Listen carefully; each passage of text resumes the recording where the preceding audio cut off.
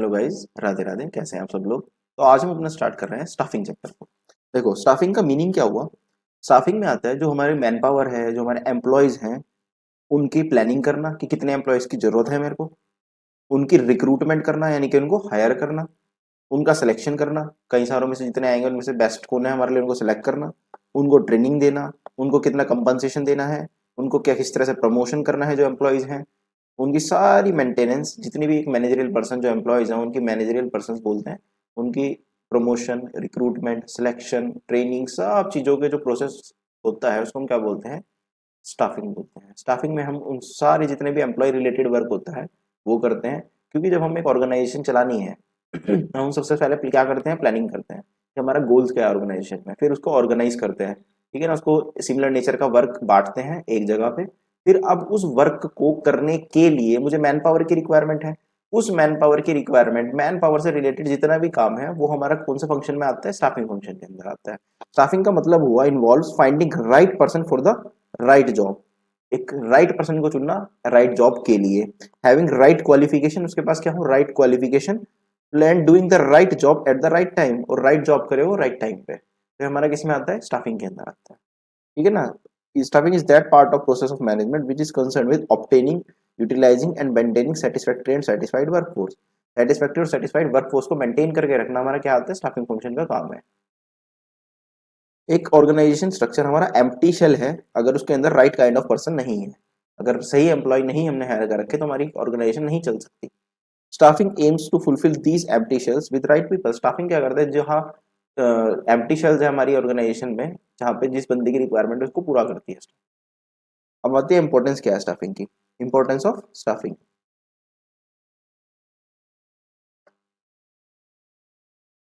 सबसे पहली आती है filling jobs with competent personnel. Filling jobs with competent personnel मतलब जॉब्स को सही तरह के बंदे से भरना हमारा स्टाफिंग का पहला इंपॉर्टेंस होगी। स्टाफिंग में हम क्या करते हैं, ऑब्टेन करते हैं कंपिटेंट पर्सनल, वेरियस जॉब्स के लिए हम लोगों को हायर करते हैं। Obtaining competent personnel for various jobs. Next importance क्या बैठेगी, better performance. Proper staffing ensure करता है higher performance by putting right person on the right job. जब अगर मैं मान लो कोई इंजीनियर को मैं अकाउंटिंग का काम दे दूंगा तो कर लेगा, वो नहीं कर पाएगा। तो सही व्यक्ति को सही काम देना, उसकी कैपेबिलिटी के हिसाब से उसकी परफॉर्मेंस बढ़ेगी, तो इससे बेटर परफॉर्मेंस हो पाती है। Survival and growth. Staffing ensure करता है continuous survival and growth enterprise की through succession planning for managers. Proper planning करवा के मैनेजर्स के लिए स्टाफिंग क्या करता है, सर्वाइवल और ग्रोथ में भी हेल्प करता है। नेक्स्ट आता है optimum utilisation of human resource. देखो, ह्यूमन भी तो हमारा एक तरह का रिसोर्स होता है। उस स्टाफिंग प्रोसेस हेल्प करता है optimum use of human resource में by avoiding over staffing and under utilization of personnel. देखो, स्टाफिंग में हम हर बंदे को राइट जॉब के लिए राइट बंदे को अपॉइंट करते हैं, इससे हम ओवर स्टाफिंग भी हटा लेते हैं। एक्स्ट्रा अगर एम्प्लॉइज हैं हमारी ऑर्गेनाइजेशन में तो उनको क्या करेंगे, नहीं हायर करेंगे, हमें जितनी रिक्वायरमेंट है उतने ही स्टाफ को हायर करेंगे। साथ ही साथ अंडर यूटिलाइजेशन हो रहा, किसी बंदे को कोई बंदा कहीं सही काम नहीं कर रहा, कम काम कर रहा, तो उसको भी हम चेक करके उससे सही काम करवाएंगे। तो optimum utilisation of human resource भी हमारा स्टाफिंग के अंदर आता है। नेक्स्ट आता है improves job satisfaction, improves job satisfaction, improves job satisfaction and morale। देखो, प्रॉपर स्टाफिंग इंप्रूव करेगा जॉब सेटिस्फेक्शन एंड मोरल किसका, एम्प्लॉय का, through objective assessment and fair rewarding of their contribution. Object उनका सही तरह से उनको वर्क को एनालाइज करेगा, उनको प्रॉपर रिवॉर्ड देगा, जितना वो काम कर रहे हैं उस हिसाब से उनको फेयर कंपनसेशन देंगे, तो एम्प्लॉय का क्या होगा, सेटिस्फेक्शन बढ़ेगा, जॉब सेटिस्फेक्शन और मोरल बढ़ेगा। नेक्स्ट आता है staffing and human resource management. Next topic आता है हमारा staffing and human resource management. देखो, ह्यूमन रिसोर्स मैनेजमेंट हेल्प करता है स्टाफिंग प्रोसेस को as it brings people and organisation together. Staffing में क्या होता है, हमारा ह्यूमन रिसोर्स और ऑर्गेनाइजेशन एक साथ काम करते हैं, सो ऑर्गेनाइजेशन एंड इंडिविजुअल गोल्स एक साथ अचीव हो पाए, ऑर्गेनाइजेशन का गोल भी अचीव हो जाए, उसको जो काम गोल पूरा है वो पूरा हो जाए, गोल है ऑर्गेनाइजेशन का। और स्टाफिंग में बंदों को अपना क्या चाहिए होता है, डेवलपमेंट चाहिए होता है, वो भी अगर उनको सही जॉब मिल जाएगी तो उनका ग्रोथ और डेवलपमेंट भी हो जाएगा। ह्यूमन रिसोर्स मैनेजमेंट में be defined as the art. एक तरह की आर्ट है ह्यूमन रिसोर्स मैनेजमेंट। किस चीज की आर्ट है, प्रिक्योर करने की, डेवलप करने की और मेंटेन करने की कंपिटेंट स्टाफ को to achieve the goal of organization in effective and efficient manner. Evaluation of HRM. देखो, human human resource management evolve from a number of inter related developments. कहाँ से निकल के आई human resource management? Labour relation officer, personnel manager, human resource manager से। Next आता है हमारा स्टाफिंग प्रोसेस, ये इंपॉर्टेंट है,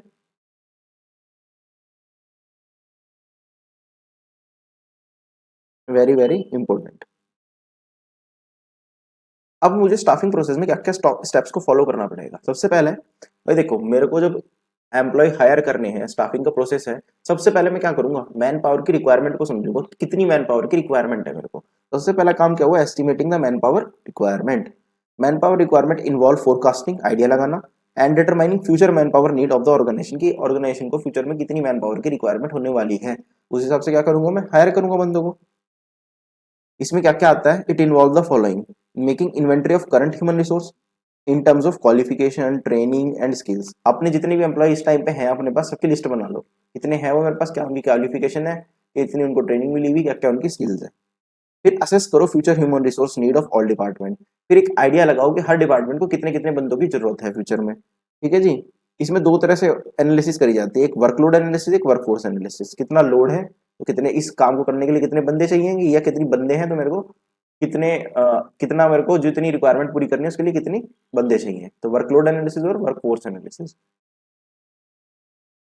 नेक्स्ट आता है रिक्रूटमेंट। नेक्स्ट क्या आता है? मैंने क्या करा? एस्टिमेट कर ली नीड की, कितने मेरे को बंदे चाहिए थे। जितनी मेरे को बंदे चाहिए थे उसकी नीड मैंने एनालाइज कर ली कि भाई सपोज करो मेरे को 100 बंदे चाहिए, तो पहला स्टेप कंप्लीट हो गया। फिर आता है रिक्रूटमेंट। रिक्रूटमेंट मतलब होता है जॉब पे रखना। Recruitment refers to a process of searching for prospective employees and encouraging them to apply for the job in the organization। Competent बंदों को, जिस तरह के मेरे को बंदे चाहिए, जिस क्वालिफिकेशन जिस स्किल के बंदे चाहिए, उनको ढूंढना और उनको एनकरेज करना कि वो हमारी ऑर्गेनाइजेशन में जॉब के लिए अप्लाई करें। भाई अच्छे से आप एडवर्टाइजमेंट निकालोगे, पैम्पलेट्स डालोगे कि भाई हमें इतनी बंदों की रिक्वायरमेंट है, जो भी है। Both internal sources and external sources में be use for recruitment. Recruitment के लिए दो तरह के रिक्रूटमेंट प्रोसेस होता है, इंटरनल और एक्सटर्नल, वो भी हम आगे पढ़ेंगे, तो हमको यूज करने पड़ते हैं। इंटरनल सोर्सेज में क्या आता है? प्रमोशन करा, ट्रांसफर दे दिया। भाई किसी एम्प्लॉय को प्रमोट करके, मान लो मेरे को मैनेजर की जरूरत है तो असिस्टेंट मैनेजर को प्रमोट करके मैनेजर बना दिया, या किसी दूसरे डिवीजन से अपने इस डिवीजन में ट्रांसफर कर दिया किसी एम्प्लॉय को मैनेजर बना के। तो ऐसे भी फिलफिल कर सकता हूँ मैं। एक्सटर्नल सोर्सेज में क्या होता है? प्लेसमेंट एजेंसीज होती हैं, कैंपस रिक्रूटमेंट होता है, उनके थ्रू भी हम बंदों को हायर कर सकते हैं। अब मेरा काम, पहला क्या काम था? एस्टिमेट करना कितनी रिक्वायरमेंट है। दूसरे में मैंने उनको रिक्रूट कर लिया। ठीक है जी। अब तीसरा आता है सिलेक्ट करना। अब मेरे पास बंदों ने, सपोज करो 200 बंदों ने अप्लाई किया जॉब के लिए, मैंने 100 की रिक्वायरमेंट थी, 200 ने मेरे को क्या कर दिया? अप्लाई। अब उनमें से मैं क्या करूंगा? सेलेक्ट करूंगा जितने बंदे मेरे को चाहिए और मेरे को जो उनमें से सही लगेंगे उनमें से। Selecting involve choosing best person out of the pool of prospective candidates. जितने मेरे पास बंदों ने अप्लाई करा उसमें से बेस्ट जो मेरे को लगे उनको चूज कर लेना। Develop through recruitment. जो रिक्रूटमेंट में मेरे पास आए, सपोज करो 200 आए, उनमें से जितने मेरे को चाहिए मैं उनको चूज कर लूंगा। Selection is done through process which involves steps like primarily screening, test, interview. Selection ना हमारा कई तरह के स्टेप से होकर गुजरता है। सिलेक्ट करना, हम प्रिलिमिनरी स्क्रीनिंग का मतलब है पहले उनको देखेंगे, उनसे बातचीत करेंगे नॉर्मली। दूसरा उनके टेस्ट लेंगे, तीसरा उनका इंटरव्यू लेंगे, फिर जो हमें सबसे बेस्ट लगेगा उसको हम क्या करेंगे? चूज कर लेंगे। अब नेक्स्ट स्टेप, अब मैंने बंदे को सिलेक्ट भी कर लिया। अब नेक्स्ट स्टेप आता है प्लेसमेंट एंड ओरिएंटेशन। जब मैंने कैंडिडेट को सेलेक्ट कर लिया तो कैंडिडेट को क्या करूंगा? मैं एक सुटेबल जॉब पोजीशन दूंगा। क्या दूंगा? सुटेबल जॉब पोजीशन दूंगा। प्लेसमेंट का मतलब होता है स्पेसिफिक जॉब देना कैंडिडेट को जो मैंने सेलेक्ट किया अपॉइंटमेंट के लिए। जो कैंडिडेट को मैंने सेलेक्ट किया उसको प्रॉपर उसकी जॉब पोजीशन देना, उसको क्या बोलेंगे? प्लेसमेंट। ओरिएंटेशन का मतलब क्या होता है? अब मैं उस एम्प्लॉय को मैंने सेलेक्ट कर लिया, उसको बता दिया कि भाई तेरा ये तेरी टेबल है, तुझे यहाँ बैठ के काम करना है। ओरिएंटेशन का मतलब होता है इंट्रोड्यूस करना, जो मैंने सेलेक्टेड एम्प्लॉय है उसको क्या करना? इंट्रोड्यूस करना। अब ऐसा होता है ना, नया एम्प्लॉय आया तो हम सबसे मिलवाते हैं, देखो ये नई बंदा है, ऐसे थोड़े फैमिलियर हो जाए ताकि वो to other employees in order to enable to perform the job efficiently, ताकि वो अपनी जॉब को अच्छे से कर पाए। अगर मान लो कोई नया एम्प्लॉय है, मैं कहूँ जाओ अपनी टेबल पे बैठ जाओ, तो क्या वो एकदम से सही काम कर लेगा? थोड़ा फैमिलियर होने में टाइम लगेगा। तो इसलिए हम ओरिएंटेशन करते हैं। ओरिएंटेशन में हम ले जाएंगे उस एम्प्लॉय को, थोड़ा सबसे इंट्रोड्यूस करा देंगे, भाई इसका नाम ये है, ये इस पोजीशन के लिए हायर हुआ है, अब से आपको रिपोर्ट करा करेगा और आप इसको रिपोर्ट करा करेंगे। सुपीरियर सबऑर्डिनेट रिलेशनशिप बता देंगे उसकी। तो इससे क्या होता है? बंदा थोड़ा जल्दी खुल जाता है ताकि अपने काम को एफिशिएंटली वो स्टार्टिंग से ही कर पाए। अब बंदे को मैंने प्लेसमेंट भी दे दिया, उसको ओरिएंटेशन भी करा दिया, उसको मिलवा भी दिया सबसे। अब नेक्स्ट स्टेप मेरा बनता है भाई उसकी ट्रेनिंग करो और डेवलपमेंट करो। अब ट्रेनिंग एंड डेवलपमेंट आता है, उसको काम सिखाओ भी तो कि क्या करना है उसको सही तरह से। अब systematic training help in increasing the skill and knowledge of employee. अब ट्रेनिंग अगर दोगे तो एम्प्लॉय की स्किल बढ़ेगी, नॉलेज बढ़ेगी। ठीक है ना, ताकि वो अपनी जॉब को अलग अलग मेथड से कर पाए। डेवलपमेंट का मतलब होता है growth of employee in all respect, employee की ग्रोथ सभी रेस्पेक्ट में। It is the process by which employee acquired skills and competence to do their present job and increase their capabilities for higher job in future.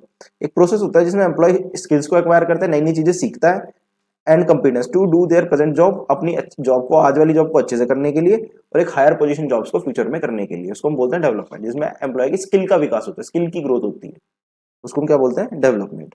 तो अब employ आया, उसको placement दिया, orientation कराया, उसके बाद उसको ट्रेनिंग एंड डेवलपमेंट कराया, तो ट्रेनिंग भी दे दी। अब नेक्स्ट स्टेप हमारा बनता है परफॉर्मेंस अप्रेजल। नेक्स्ट स्टेप क्या बनता है, परफॉर्मेंस अप्रेजल। अब ये क्या चीज है सर, परफॉर्मेंस अप्रेजल का मतलब होता है इवैल्यूएशन, किस चीज का इवैल्यूएशन, एम्प्लॉय की परफॉर्मेंस का against predetermined standard. Employee की परफॉर्मेंस को चेक करना भी तो पड़ेगा। अब जो स्टैंडर्ड हमने सेट किए हुए हैं उसके हिसाब से एम्प्लॉय की परफॉर्मेंस को मैच भी तो करके देखोगे कि भाई सपोज करो ये एम्प्लॉय 6 घंटे में 3 प्रोजेक्ट बना देता है और हमारे वाला बना रहा 8 घंटे में 3 प्रोजेक्ट, तो हमारे वाला एम्प्लॉय ढीला हुआ। या कोई एम्प्लॉय 8 घंटे में 100 यूनिट बनाता है और हमारे वाला बना रहा 110 यूनिट, तो हमारे वाला बढ़िया एम्प्लॉय मिल गया हमें। तो परफॉर्मेंस अप्रेजल में ये होता है उसकी परफॉर्मेंस को इवेल्युएट करना, किससे, किसके अगेंस्ट में, जो सिलेक्टिंग स्टैंडर्ड्स हैं। स्टैंडर्ड मतलब जो पहले से डिटरमाइंड यूनिट्स हमने सेट करी हुई है कि ये बेस्ट है, इतनी तो मिनिमम बनाने ही चाहिए। इस स्टैंडर्ड का मतलब होता है कि एक वो यूनिट जो हम डिटरमाइन करके रखते हैं कि भाई इतना तो काम कर लेना चाहिए अंदाजन एक एम्प्लॉय को। द एम, इसका एम क्या होता है परफॉर्मेंस अप्रेजल का, डिटरमाइन करना पोटेंशियल एक एम्प्लॉय का for better assignment, promotion and transfer के लिए, ताकि हम उसको प्रमोशन दे सकें, ट्रांसफर कर सकें, उसके हमें क्या करना, उसके पोटेंशियल को डिटरमाइन करना, ये काम होता है परफॉर्मेंस अप्रेजल का। अब हमने उसकी क्या कर दिया, अब हमने उसके उसको भी देख लिया पोटेंशियल को कि वो एम्प्लॉय कितना बढ़िया एम्प्लॉय है, कितना बेकार एम्प्लॉय है। अब हमने उसके पोटेंशियल को देख लिया, अब मेरा नेक्स्ट स्टेप क्या आता है, उसको अगर वो बढ़िया एम्प्लॉय है तो प्रमोशन दो और उसकी करियर प्लानिंग की बात करो। तो प्रमोशन का मतलब होता है advancement of employee in the management hierarchy, मतलब एडवांसमेंट मतलब किसी एम्प्लॉय को ऊपर ऊपर ऊपर पोजीशन पे पहुंचा देना, उसको बोलते हैं प्रमोशन। अब एम्प्लॉय जब अच्छा काम कर रहा है तो उसको क्या देंगे, हम प्रमोशन देंगे। अच्छा प्रमोशन भी दे दिया, अब क्या आता है लास्ट, कंपनसेशन। क्या आता है, compensation. It refers to all form of pay and rewards going to employee, जो हम एम्प्लॉय को सैलरी देते हैं, बोनस देते हैं, कमीशन देते हैं, परक्यूशिट देते हैं, ये सब चीजों को हम क्या बोलते हैं, कंपनसेशन। जो भी रिवॉर्ड एम्प्लॉय को हम देते हैं वो दो तरह से हो सकता है, direct financial payment, wages, salary, incentive, directly पैसे के रूप में पेमेंट कर दो, या फिर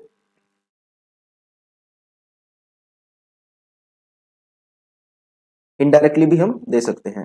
या सेकंड में आ सकता है इनडायरेक्टली पेमेंट्स। इनडायरेक्टली पेमेंट्स में क्या जा सकता है, प्रमोशन, इंसेंटिव, कुछ अलग से उसको दे दिया। नेक्स्ट हमारा आता है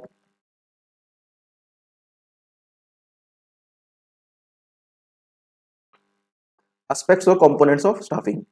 एस्पेक्ट्स और कंपोनेंट्स ऑफ स्टाफिंग, स्टाफिंग में क्या क्या कंपोनेंट्स आते हैं या एस्पेक्ट्स आते हैं। पहला रिक्रूटमेंट, दूसरा सिलेक्शन, तीसरा ट्रेनिंग। 3 एस्पेक्ट होते हैं हमारे स्टाफिंग में, रिक्रूट करना, सेलेक्ट करना और फिर ट्रेनिंग देना उसको।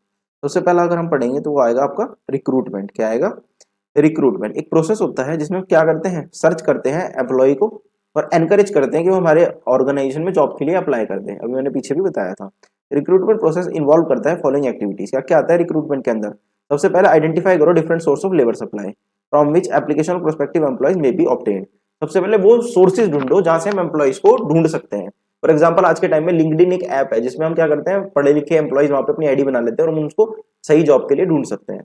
ऐसे ही अगर मेरे को लेबर फोर्स चाहिए तो बहुत सारी प्लेसमेंट एजेंसीज होती हैं, labour unit, labour supply units होती हैं, जहां से मैं क्या कर सकता हूँ, एम्प्लॉयज को, लेबर को हायर कर सकता हूँ। तो सबसे पहले क्या मतलब, आइडेंटिफाई करो different sources of labour supply, उनको क्या करो, ढूंढो कहाँ कहाँ से मेरे को लेबर मिल सकती है। सेकंड आता है evaluate validity of different sources. Validity देखो, जहां मैंने सपोज करो मैंने ये ढूंढ ली कि यहाँ से मेरे को लेबर मिल सकती है, अब उसकी वैलिडिटी देखो कितनी सही दे रही है वो लेबर, क्या पता फेक फर्जी बना के बैठे हुए हो। तो वैलिडिटी को इंश्योर करो कि वो सही बंदे हैं जो लेबर दे भी देंगे हमको। थर्ड आता है most suitable source of, source को चूज करो। अब जितने मैंने सोर्सेज देखे कि यहाँ यहाँ से मेरे को लेबर मिल सकती है, वैलिडिटी भी देख ली कि ये 4-5 वैलिड है, उनमें से जो तुम्हारे लिए सबसे सुटेबल हो उसको क्या कर लो, सेलेक्ट कर लो। फिर अट्रैक्ट करो एंड मोटिवेट करो प्रोस्पेक्टिव कैंडिडेट्स को कि वो आपके जॉब के लिए अप्लाई करें। उसमें बंदों को तो जिस तरह का पैम्पलेट डाल लो, उनसे बात करो, उनको अट्रैक्ट करो कि तुम्हारे पास जॉब के लिए अप्लाई करें। नेक्स्ट रिक्रूटमेंट के सोर्सेज। अब रिक्रूटमेंट करनी है तो इसके कुछ सोर्सेज होंगे, रिक्रूटमेंट में कर कहाँ से सकता हूँ। पहला इंटरनल सोर्सेज, इंटरनली क्या मेरे पास सोर्सेज हैं जहां से मैं क्या कर सकता हूँ, रिक्रूटमेंट कर सकता हूँ। पहला internal source refers to making use of existing staff to fulfil vacant jobs. अपने एग्जिस्टिंग इंटरनल जो रिक्रूटमेंट होती है वो अपने एग्जिस्टिंग स्टाफ में से होती है, जितने यहाँ मेरे बंदे पहले ही काम कर रहे हैं उनमें से ही मैं सिलेक्ट करके अपनी जो खाली जॉब पोजीशन है उसको फुलफिल करूंगा। इंटरनल सोर्स में सबसे पहला मेथड आता है प्रमोशन। क्या आता है? प्रमोशन। प्रमोशन का मतलब होता है किसी डाउनवर्ड लेवल के एम्प्लॉय को प्रमोशन दे दिया, यानी कि उसको हायर पोजीशन पे पहुंचा देना। सपोज को एक असिस्टेंट मैनेजर को मैनेजर बना देना, किसी क्या बोलते हैं उसको, असिस्टेंट को मेन पोजीशन पे ले आना, ठीक है ना, किसी एग्जीक्यूटिव को असिस्टेंट मैनेजर बना देना। तो ऐसे हमारी नेक मतलब एक हायर लेवल पोजीशन पे जब किसी एम्प्लॉय को पहुंचा देते हैं तो उसको क्या बोलते हैं? प्रमोशन।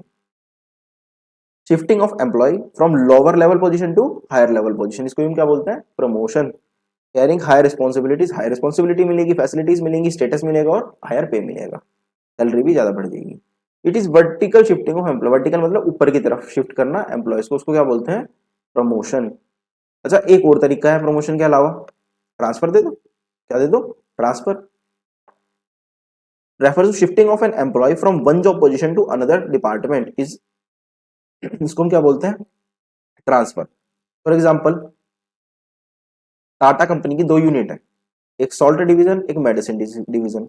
यहाँ के मैनेजर को इस वाले डिवीजन में मैनेजर बना दिया, ठीक है ना। तो इधर जॉब पोजीशन खाली थी, इसको भर दिया, इधर वाले मैनेजर को इधर भेज के जॉब पोजीशन को भर दिया, इधर एक्स्ट्रा था एक मैनेजर, ठीक है ना। तो शिफ्टिंग ऑफ और exchanging of employee from one job to one from within one another, from one department to another department या one division to other division, without substantive change in responsibility and status. ना ही उसकी responsibilities में कोई change आएगा, जो काम उसको पहले यहाँ करना था वही वहां करना है, ना ही उसके पे में कोई चेंज आएगा, जो वहां मिलता था वही वहां मिलेगा। इसको हॉरिजॉन्टल मूवमेंट बोलते हैं एम्प्लॉय की। क्या बोलते हैं? Horizontal movement. इधर से एम्प्लॉय इधर आ गया, ठीक है ना, तो इस लाइन की फॉर्म में मूवमेंट होगी, तो ऐसी मूवमेंट को क्या बोलते हैं? Horizontal movement.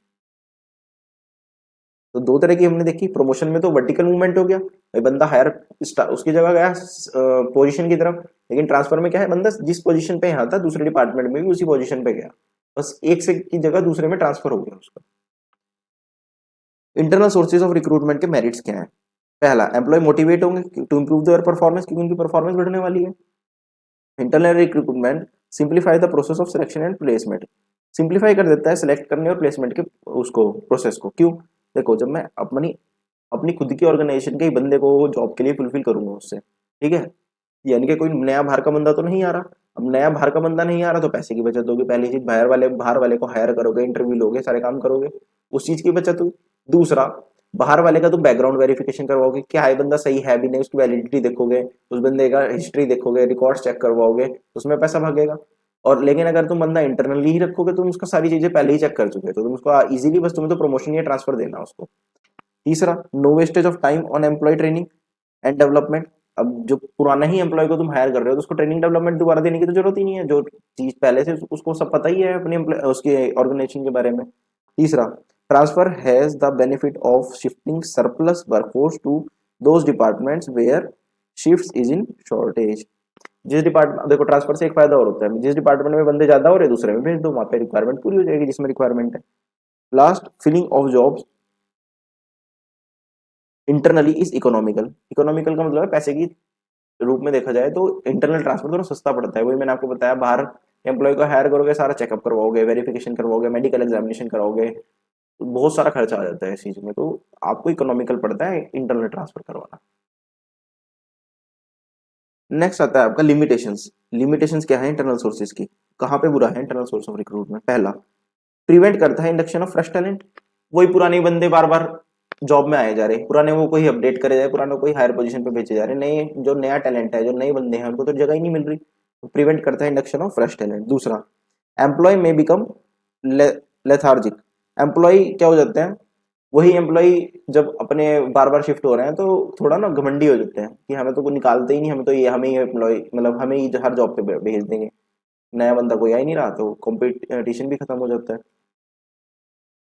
Spirit of competition among employees hampered, ये स्पिरिट ऑफ कंपटीशन बनती ही नहीं, नया बंदा आएगा उससे कंपटीशन रहता है, भाई पुराने हैं वो भी compete करेंगे, यार ये हमारे सामने ऊंचा ना साबित हो जाए, तो स्पिरिट ऑफ कंपटीशन भी लैक हो जाती है इंटरनल सोर्स में।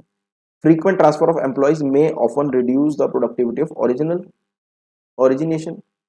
जब एम्प्लॉय के फ्रीक्वेंट ट्रांसफर होगा, एम्प्लॉय का मान लो मैंने ट्रांसफर होता है ना इंटरनल में, एक डिवीजन से दूसरे में भेज दिया, तो क्या होगा, उसकी प्रोडक्शन कैपेसिटी भी कम हो जाएगी, क्योंकि हर एम्प्लॉय एकदम से हर नए माहौल में ढल नहीं सकता ना, नए लोगों के बीच में थोड़ा टाइम लग जाता है। A new company can not use internal source of recruitment.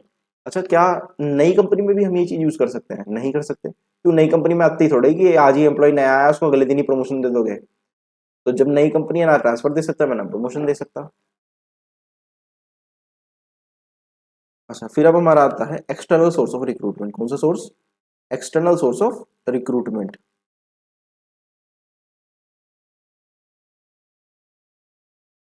External source refers to searching for the employees from the sources outside the organisation. External source of recruitment में क्या होता है, एम्प्लॉय को मैं अपनी ऑर्गेनाइजेशन के अंदर से हायर नहीं करूंगा, बल्कि कहीं बाहर से हायर करूंगा। ठीक है ना। सोर्सेज क्या है एक्सटर्नल सोर्स ऑफ रिक्रूटमेंट के? पहला डायरेक्ट रिक्रूटमेंट। इस मेथड में क्या होता है, एक नोटिस प्लेस कर देते हैं notice board of enterprise specifying the detail of jobs available. अब डायरेक्ट रिक्रूटमेंट के प्रोसेस में क्या होता है, मैं अपनी फैक्ट्री के बाहर, अपने ऑफिस के बाहर एक नोटिस लगा दूंगा, मेरे को इतने इतने बंदों की जरूरत है। ठीक है ना, नोटिस बोर्ड पे उसको टांग देंगे।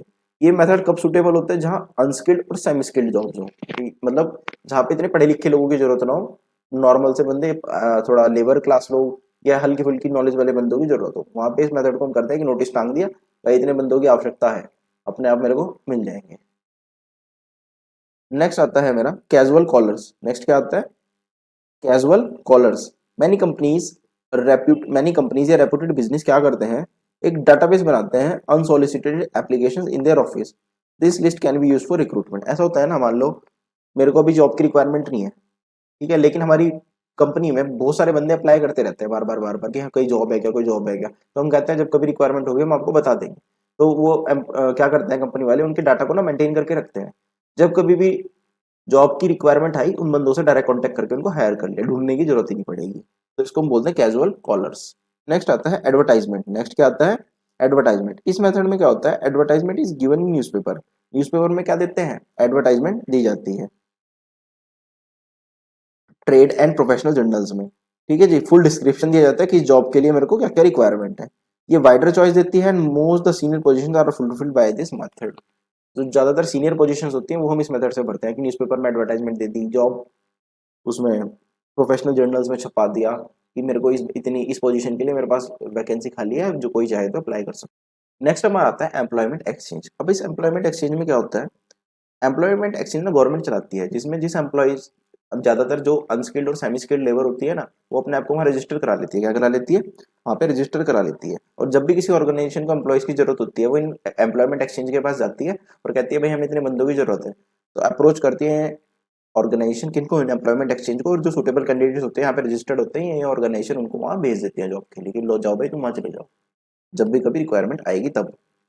नेक्स्ट आता है placement agencies and management consultants. Placement agencies and management consultants, इसमें क्या होता है, placement service agencies, service of placement agencies और मैनेजमेंट कंसल्टेंट्स को यूज करते हैं ऑर्गेनाइजेशन। ठीक है, जो टोटल फंक्शनिंग लेती है रिक्रूटमेंट की and selecting personnel on behalf of various organisation. क्या होता है, प्लेसमेंट एजेंसीज बनी हुई है, कुछ नहीं होता, कंपनी उन एजेंसीज के पास जाएगी, वो कहेगी भाई हमें इस पोजीशन के लिए इस क्वालिफिकेशन के बंदे की रिक्वायरमेंट है, वो अपने हिसाब से सारे बंदे को चूज करेंगे, सेलेक्ट करेंगे और हमें हमारे पास उन बंदों को भेज देंगे, सब काम वो करेंगे। तो एक इसकी जिम्मेदारी हो जाती है फिर placement agencies and management consultants की। अगला आता है कैंपस रिक्रूटमेंट। क्या आता है? Campus recruitment. कैंपस रिक्रूटमेंट में क्या होता है, कंपनीज क्या करती हैं, सीधा ना कॉलेज में चली जाती हैं, या कॉलेज में चली जाती हैं, ठीक है, इंस्टीट्यूट्स में चली जाती हैं, यूनिवर्सिटीज में चली जाती हैं, और वहां पे जाकर ना सीधा सेलेक्ट कर लेती हैं स्टूडेंट्स को। क्या कर लेती हैं, स्टूडेंट्स का इंटरव्यू लेंगी और उनको सेलेक्ट कर लेंगी कि भैया जब आपकी पढ़ाई पूरी हो जाएगी आप हमारे पास जॉब के लिए आ जाओगे। तो उसको हम बोलते हैं campus recruitment. In this method organization conduct करेंगे interview in campus of various institutes, universities और colleges to search prospective candidates. वहाँ पे इंटरव्यू कंडक्ट करके जो फाइनल ईयर के स्टूडेंट्स हैं उनमें से हायर कर लेंगे कि जैसे तुम्हारी ये साल पूरा होगा और तुम हमारे पास जॉब के लिए आ जाओगे। नेक्स्ट आता है remuneration of recommendation of employees. अच्छा, एक मेथड ये भी तो बढ़िया है। कई ऑर्गेनाइजेशन क्या करती है भाई, मान लो उनको 10 बंदों की जरूरत है, तो अपने ना एम्प्लॉय, जो एग्जिस्टिंग एम्प्लॉयज उनको कह देगी भाई किसी की कोई रेफरेंस हो तो बता देना। ठीक है ना, कोई किसी की लगवाना चाहता हो अपने यार दोस्तों में से, रिश्तेदारों में से, तो हमें बता देना हमारे पास ये पोजीशन पे ये बंदे की जरूरत है, आप बता सकते हो। इसको बोलते हैं recommendation of employees. Under this method existing employees को एनकरेज करा जाता है, तो क्या क्या करें, वो रिकमेंड करें सुटेबल पोजीशंस को अपने फ्रेंड्स में से, रिलेटिव्स में से हमारे पास जॉब के लिए। अगला आता है लेबर कॉन्ट्रैक्टर्स। क्या आता है? Labour contractors. इस मेथड में क्या होता है, इंटरमीडिएरीज जिसको हम एजेंट्स बोलते हैं, लेबर कॉन्ट्रैक्टर्स बोलते हैं, उनको यूज करा जाता है hiring unskilled and semi skilled workers के लिए। क्या होता है, लेबर कॉन्ट्रैक्टर की ना ट्रेड यूनियंस बनी हुई होती हैं, उनके पास 150 200 वर्कर अंदर होते हैं कि भैया जब भी कभी एक फैक्ट्री को वर्कर्स की जरूरत है, तो ये नहीं कि बार बार एक एक वर्कर को ढूंढ रही, वो उन ट्रेड यूनियन या लेबर कॉन्ट्रैक्टर्स के पास जाती हैं और उनको कहती हैं कि भाई हमें 150 एम्प्लॉय 200 वर्कर की जरूरत है, आप हमें प्रोवाइड करा दो।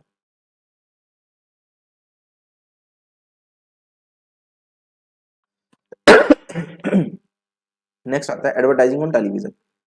एक जॉब की रिक्वायरमेंट को ना, डिटेल रिक्वायरमेंट को, और क्या क्या क्वालिटी चाहिए बंदे के हम अंदर हमें, उसको पब्लिश कर दिया जाता है ऑर्गेनाइजेशन के नाम डिटेल्स के साथ, ठीक है, टेलीविजन पे। तो लोग अपने आप देखते हैं और वहां से हमारे पास कांटेक्ट कर लेते हैं।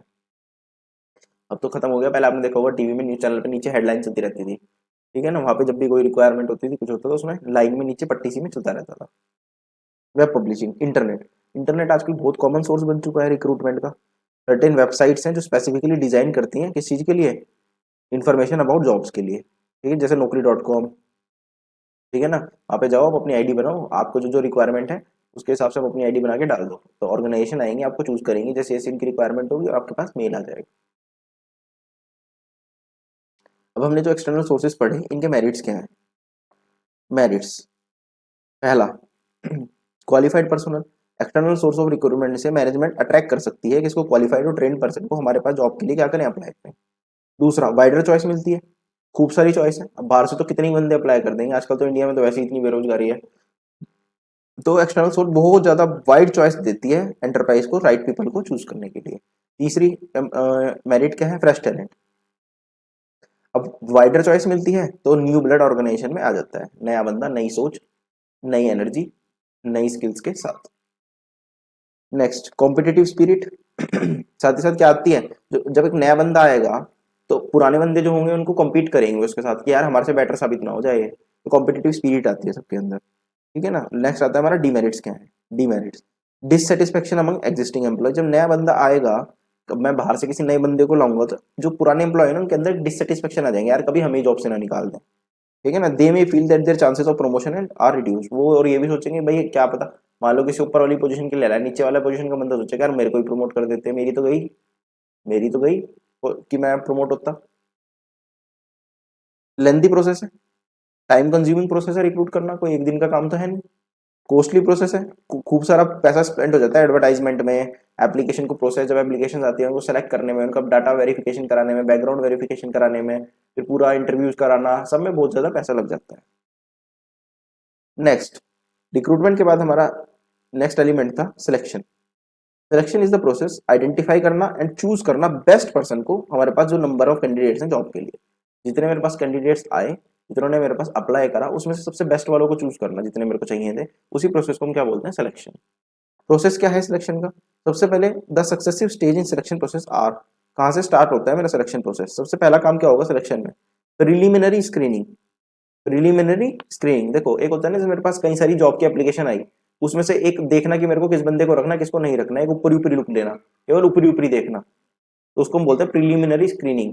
मान लो मेरे पास जॉब की एप्लीकेशन आई मेरे को बंदा बीटेक चाहिए था, तो मैंने देखा कई सारे आए मेरे पास, उनमें से पहले तो उनको ही हटा दूंगा जो बीटेक नहीं है, फिर जो बीटेक है उनमें से मैं उनके कॉलेजेस देखूंगा कौन से बढ़िया कॉलेज से बीटेक करे हुए हैं, तो उनमें से चूज करूंगा। तो ऐसे ऊपरी ऊपरी देखा मैंने, अभी उनको चेक नहीं करा हर एम्प्लॉय को, उनको इंटरव्यू नहीं लिया, फिर ऊपरी ऊपरी देख रहा, उसको हम बोलते हैं preliminary screening. On the basis of preliminary screening of application unqualified candidates are eliminated. जो मेरे को लगा ना सही है ही नहीं बिल्कुल भी, क्वालिफिकेशन इनकी इतनी नहीं है जितनी मेरे को रिक्वायरमेंट है, उनको हम हाथ का हटा देंगे, उसको बोलते हैं प्रीलिमिनरी स्क्रीनिंग। अब प्रीलिमिनरी स्क्रीनिंग के बाद सिलेक्शन टेस्ट होगा, सिलेक्शन टेस्ट टेस्ट लूंगा मैं उन सबका। Selection test give information about the candidates aptitude, interest, intelligence, personality etcetera which can be known by which cannot be known by application form. तो application form में हर बंदा अपनी सही चीज तो लिख के नहीं, उसकी कितनी इंटेलिजेंट है वो, क्या कितनी क्या उसका एप्टीट्यूड है, ठीक है ना, क्या उसकी पर्सनैलिटी है, ये सब कैसे पता चलेगा? जब उस बंदे को बुलाएंगे अपने सामने, यानी कि सिलेक्शन टेस्ट लेना भी जरूरी है। ठीक है ना। कुछ तरह के सिलेक्शन टेस्ट के नाम दिए हुए हैं, intelligence test, aptitude test, personality test, trade test, interest test, ये सब हम करके देखते हैं। नेक्स्ट आता है मेरा एम्प्लॉयमेंट इंटरव्यू। अब मैं क्या करूंगा, इंटरव्यू लूंगा। क्या लूंगा, इंटरव्यू। इंटरव्यू आप सभी जानते होंगे, अपने पास बुला के उससे बातचीत, ताकि मेरे को सूटेबल कैंडिडेट मिल सके, ठीक है, ताकि उसकी ज़्यादा इन्फॉर्मेशन मिल सके कैंडिडेट के बारे में, क्योंकि information regarding job which clarifies the terms and condition, और उस एम्प्लॉय जो हायर करने जा रहा हूँ उसके साथ जॉब के टर्म्स एंड कंडीशंस को डिस्कस कर लूँ, भाई तुझे ऐसे काम करना है, ऐसे नहीं करना है। फिर नेक्स्ट आता है रेफरेंस एंड बैकग्राउंड चेक। अब मैं किसी बंदे को, मैंने क्या करा, थर्ड स्टेप में इंटरव्यू ले लिया, मुझे लग रहा है बंदा सही है, अब मैं उसका रेफरेंस और बैकग्राउंड वेरिफिकेशन करूंगा। जब एक candidate is generally required to give name, address and telephone number of references for the purpose of verifying and gaining information about him. उसके बारे में जब किसी कैंडिडेट को हायर कर रहे होते हैं तो कुछ रेफरेंसेस का नंबर लेते हैं अपने आसपास का, या फॉर्म देते हैं उसको, भाई एक रेफरेंस फॉर्म भरवा के ला, ठीक है ना, कि आसपास में तेरा बिहेवियर कैसा है, तेरे खिलाफ कोई क्रिमिनल केस तो नहीं, ये सब चीज़ों के लिए बैकग्राउंड चेक करते हैं एम्प्लॉय का। नेक्स्ट आता है सिलेक्शन डिसीजन। नेक्स्ट क्या आता है, सिलेक्शन डिसीजन। एक लिस्ट बना दी जाती है कैंडिडेट की जो सभी ऊपर के प्रोसेस को क्लियर कर लेते हैं, ठीक है, and then selected candidate are listed in order of merit. ठीक है, अब मान लो मैंने सारे एम्प्लॉयज का इंटरव्यू लिया, उनका बैकग्राउंड वेरिफिकेशन करा, तो उस हिसाब से मैं मार्क्स देता चलता हूँ, उनकी पूरी लिस्ट बना ली, इसी हिसाब से बना ली जिस हिसाब से उनको मार्क्स मिले, जो मेरे को सबसे बेस्ट लगा उसको सबसे ऊपर, जो उसके बाद है उसके मतलब ऑर्डर के हिसाब से उनको लिस्ट बना दी सबकी। अब उस लिस्ट बनाने के बाद उसका एक मेडिकल टेस्ट लूंगा। नेक्स्ट हमारा 6 स्टेप आता है मेडिकल टेस्ट। क्या होता है, मेडिकल टेस्ट। अब मैंने जब उसकी लिस्ट बना ली जो जो से एम्प्लॉय मेरे को चाहिए, तो उनका मैं क्या लूंगा, मेडिकल टेस्ट लूंगा। क्या लूंगा, मेडिकल टेस्ट। ठीक है जी, is required to undergo a medical test. हर एम्प्लॉय को क्या करवाना पड़ता है, एक अपना मेडिकल टेस्ट कराना होता है। अच्छा, अब मेडिकल टेस्ट भी हो गया। अब मेडिकल टेस्ट के बाद मैं जॉब ऑफर, उसको क्या करूंगा, प्रॉपरली मैं उसको लिखित रूप में जॉब ऑफर करूंगा। After a candidate has been cleared all the hurdles selection process, जितने भी रिकॉर्ड थी, जितने भी स्टेप्स थे, उन सबको पूरा करने के बाद फाइनली अपॉइंट कर देते हैं उसको एक अपॉइंटमेंट लेटर। उस एम्प्लॉय के पास हम क्या भेज देते हैं, appointment letter. The letter contains terms and conditions of employment, pay scale etcetera. उस एम्प्लॉयमेंट लेटर पे जितनी भी टर्म्स एंड कंडीशंस हैं, रूल्स एंड रेगुलेशंस हैं, वो लिख के भेजेंगे, साथ ही साथ जितना उसका सैलरी है वो लिख के भेजेंगे। ठीक है जी, हम एम्प्लॉयमेंट के पास हमने क्या भेज दिया, employment letter, appointment letter, contract of employment. अब एम्प्लॉय उस अपॉइंटमेंट लेटर को एक्सेप्ट भी कर सकता है, रिजेक्ट भी कर सकता है। अगर उसको जॉब नहीं करनी तो रिजेक्ट कर देगा, लेकिन अगर वो इंटरेस्टेड है जॉब करने में, इस पे स्केल पे टर्म्स एंड कंडीशन के साथ, तो उस अपॉइंटमेंट लेटर को क्या करेगा, एक्सेप्ट करेगा। जब वो एक्सेप्ट कर लेता है जॉब ऑफर को, एक written consent of employment is made between employer and candidate. तो मालिक और जो एम्प्लॉय को हायर कर रहे हैं उसके बीच में एक रिटन एग्रीमेंट कराया जाता है, ठीक है ना, जिसको हम बोलते हैं कॉन्ट्रैक्ट ऑफ एम्प्लॉयमेंट। उसके साइन हो जाएंगे कि भैया अब आपने सब चीजें एक्सेप्ट कर ले, आप यहाँ के एम्प्लॉय बन चुके हो। ये हमारा होता है सिलेक्शन प्रोसेस। सिलेक्शन के बाद नेक्स्ट स्टेप आता है मेरा ट्रेनिंग एंड डेवलपमेंट। क्या आता है, ट्रेनिंग एंड डेवलपमेंट। देखो, ट्रेनिंग का मतलब होता है process of increasing knowledge, skill and ability of employee. किसी एम्प्लॉय की नॉलेज को बढ़ाना, स्किल को बढ़ाना, एबिलिटी को बढ़ाना, ताकि वो एक पर्टिकुलर जॉब को सही तरह से कर पाए। डेवलपमेंट का मतलब होता है overall growth of employee. Development का मतलब क्या होता है, ओवरऑल ग्रोथ कराना एम्प्लॉय की, हर तरफ से उसको ग्रो करवाना। इंपॉर्टेंस और बेनिफिट क्या होते हैं ट्रेनिंग एंड डेवलपमेंट के, पहली बात तो अवॉइड होती है wastage of time, effort and money involve in heat and trial method. देखो, अगर मैं किसी बंदे से कोई काम पहली बार करूँ कि ले भाई जाके कर, वो गलती भी करेगा, नुकसान भी करेगा, ठीक है ना। बेटर है अगर मैं उसको पहले ट्रेनिंग दे दूं तो कम नुकसान और कम गलतियां करेगा।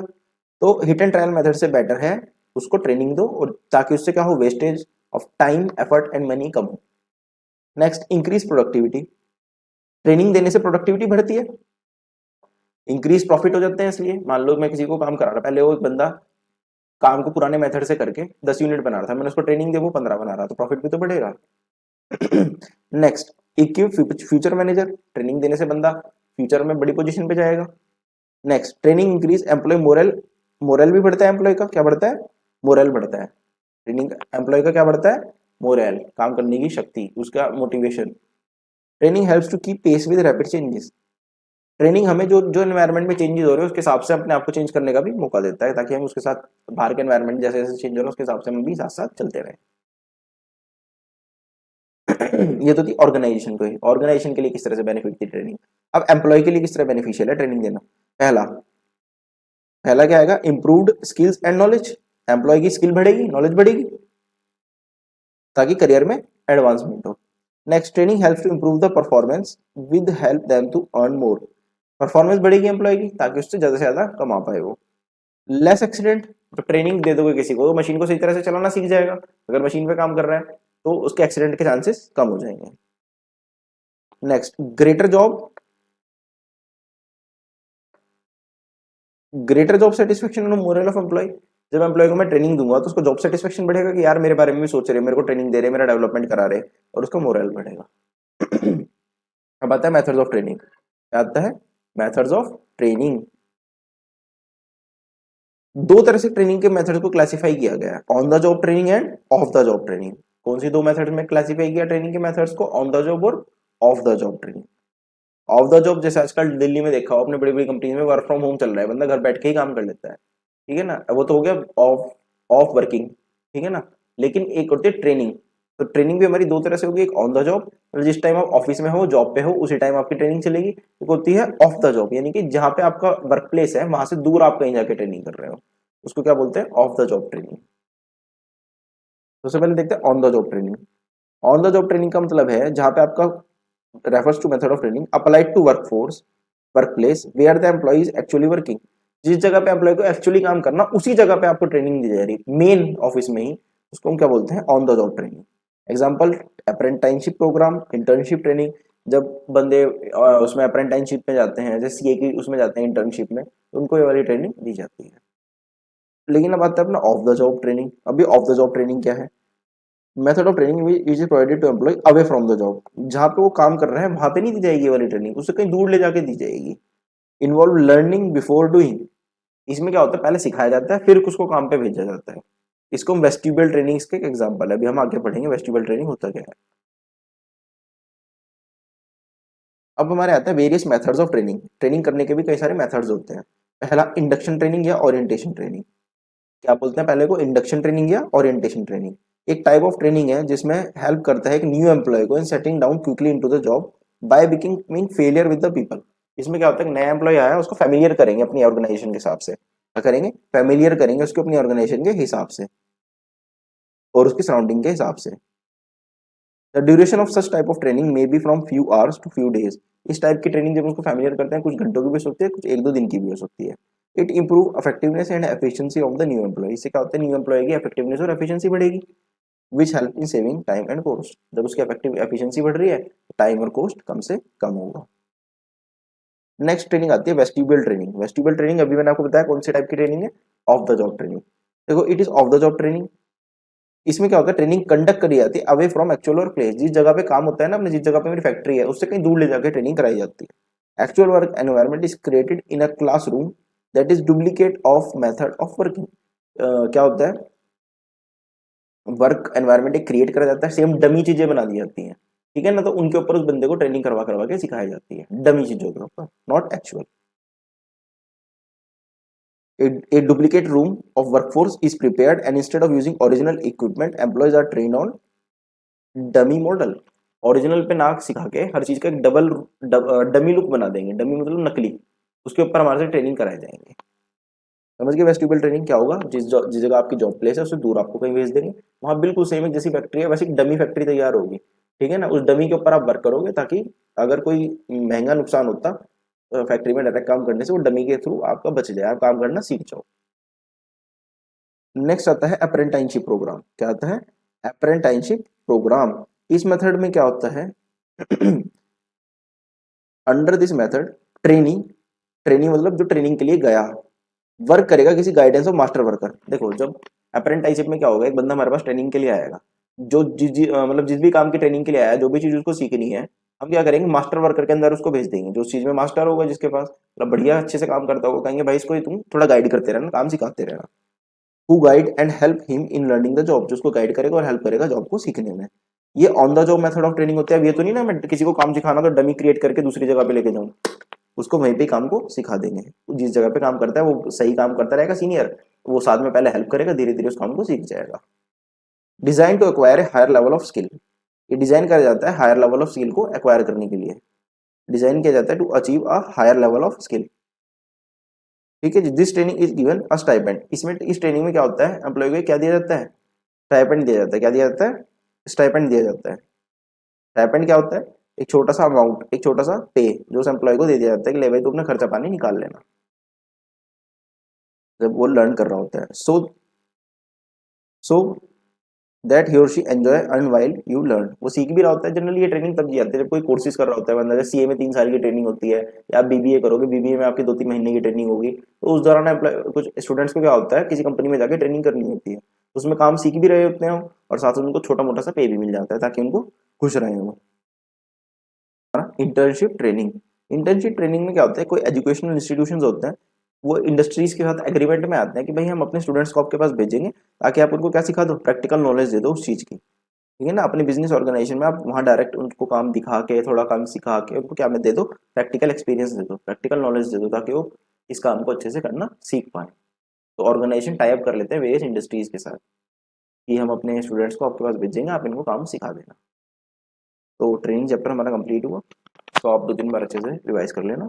इस वीडियो में इतने रखते हैं, थैंक यू।